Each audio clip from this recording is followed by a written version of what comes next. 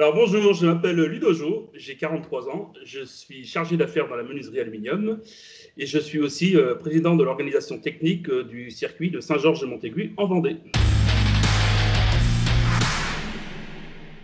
Notre épreuve, elle est assez âgée puisqu'elle arrive à 50 ans. Hein. Moi, ça fait 30 ans que je la connais, j'ai toujours été bénévole. Mon père, avant moi, faisait partie de l'organisation. On va dire, voilà comment on devient passionné de ce sport. Je dirais qu'il est rapide, technique, spectaculaire, avec une totale visibilité. Il peut aussi perdre vite de son adhérence, comme être très poussiéreux, on va dire un pur circuit d'autocross. On va dire qu'il n'y a pas vraiment de recette, hein. Je dirais surtout de la motivation et savoir s'entourer d'une très bonne équipe. Pour l'accueil du public, il faut savoir le chouchouter afin qu'il devienne fidèle et qu'il se développe. En parallèle de nos courses, c'est vrai que tous les ans, nous nous efforçons de créer des animations via le concert le samedi soir, les pop-up girls, le village aussi, où on lui met pas mal d'animations. Donc, tout ça fait une fête dans la fête, quelque part. Alors, les pilotes, ça a toujours été notre point fort, l'accueil des pilotes, hein, c'est ce qu'on nous a dit. Peut-être pour compenser la mauvaise qualité du circuit il y a quelques années. Hein, c'est vrai qu'on n'avait pas un circuit terrible, on a fait ce qu'il fallait pour remédier à ça. Donc, c'est vrai que tous les ans, on aime leur offrir des petits souvenirs, des petits cadeaux pour les accueillir. L'entretien de la piste et la sécurité du circuit, ça on va parler sur une généralité des épreuves, hein, parce que je pense que c'est complexe partout, l'entretien de ces choses-là. Souvent critiqué, que ce soit sur l'arrosage, hein, les dépannages, les commissaires aussi, parce qu'ils font partie de la chose aussi, ils sont souvent critiqués. On va dire qu'il n'y a pas de recette miracle, chaque circuit est différent. Il faut surtout avoir du matériel performant et avoir une équipe bien expérimentée. D'ailleurs, je les remercie, tous ces hommes de l'ombre. C'est vrai qu'à Saint-Georges, on a la chance d'avoir un tissu associatif qui est quand même assez riche, assez étoffé et motivé. Nous pourrions même le luxe tous les ans de refuser du monde. J'espère que ça durera, hein, parce que bon, avec la conjoncture actuelle, c'est pas toujours facile. Sur une épreuve comme la nôtre, nous sommes à peu près 550 bénévoles à œuvrer avant, pendant et après la manifestation.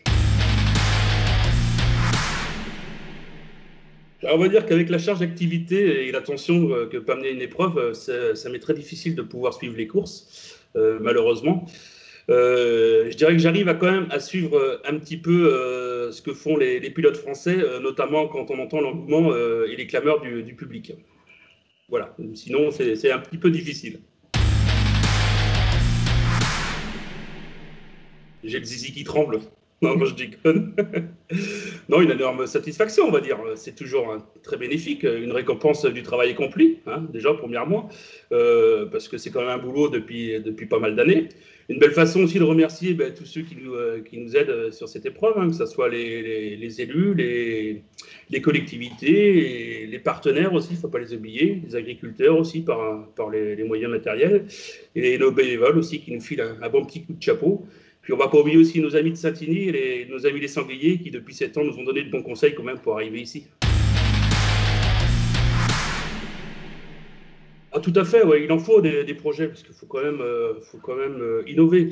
Alors c'est vrai que bon, même si cette année c'est annulé, nous avons quand même commencé à travailler là-dessus, notamment sur la suppression de talus en bout de ligne droite, toute la partie au fond du circuit par rapport aux spectateurs, pour justement améliorer cette visibilité. On a d'autres projets aussi, ce serait de modifier le circuit pour rapprocher les spectateurs de la piste, pour donner une meilleure sensation. Et je pense aussi refaire le jump pour un côté spectaculaire. Bah oui, comme on le disait, tout simplement, cette année, c'est vrai que l'annulation de l'épreuve, malheureusement, on n'est pas la seule. Voilà, on n'a pas trop le choix. Pour nous, c'était inenvisageable techniquement et financièrement de pouvoir réaliser cette épreuve pour la mi-juillet. Nos travaux sont bloqués, on va dire, depuis la mi-mars, hein, dû à la conjoncture. Financièrement, faire une épreuve sans partenaire, ça nous paraît très très délicat. On a fait plusieurs simulations, on se rend compte que non, on irait dans la zone rouge, donc on préfère rien faire que faire n'importe quoi, n'importe comment, hein. Par contre, si c'est possible, on verra, mais avant la fin de l'année, suivant les évolutions du Covid, si on peut faire une journée ou un week-end d'entraînement, peut-être qu'on essaiera de le faire pour nous faire plaisir, mais aussi faire plaisir aux pilotes qui, j'en pense, ont soif de mordre de la poussière ou de la boue, ça dépendra de la température et puis du temps. Voilà. Bah, la XEC, on va dire que c'est une très bonne nouvelle pour nous, aussi pour le public de l'Ouest, puisque le public de l'Ouest, on a quand même pas mal de sprint cars. Donc, c'est une très très bonne nouvelle. Une catégorie très attendue qui devrait nous donner un nouveau dynamisme, des nouvelles nations européennes par rapport à ce qu'on a actuellement, parce que c'est vrai que les pilotes dans le championnat d'Europe actuellement, c'est surtout ciblé sur l'Est de l'Europe. Je pense que là, on va ramener un peu plus de pilotes du sud, enfin l'Espagne, Portugal, l'Italie, donc c'est très bien. Je pense qu'on va aussi ramener des beaux teams avec de très belles structures, donc que du plus, que du bon, c'est très bien. Plusieurs pilotes m'ont impressionné sur le circuit. Sur le côté nostalgique, on va dire Serge Gilloin et Alex Toy, quand ils faisaient des bonnes batailles. Notamment, je pense à Serge quand il arrivait en bout de ligne droite, qui se permettait de sortir la main pour faire un petit coucou aux bénévoles. C'était très sympa. Voilà. Dernièrement, le pilote qui m'avait impressionné, c'était une finale magnifique entre Toto Anacleto et Stube. Toto avait fait une finale magnifique et à refaire parce que c'était génial. Et le dernier, c'est un petit pilote local qui m'avait embarqué avec lui pour un tour de piste mémorable que je retiens. C'était fabuleux. Bah, tout d'abord, restez sérieux dans votre confinement afin de retrouver les circuits automobiles rapidement. Donc, à vous de faire ce qu'il faut pour les retrouver le plus vite possible. Je veux dire merci aussi à SCX Esprit Cross pour ce reportage et puis longue vie à vos projets.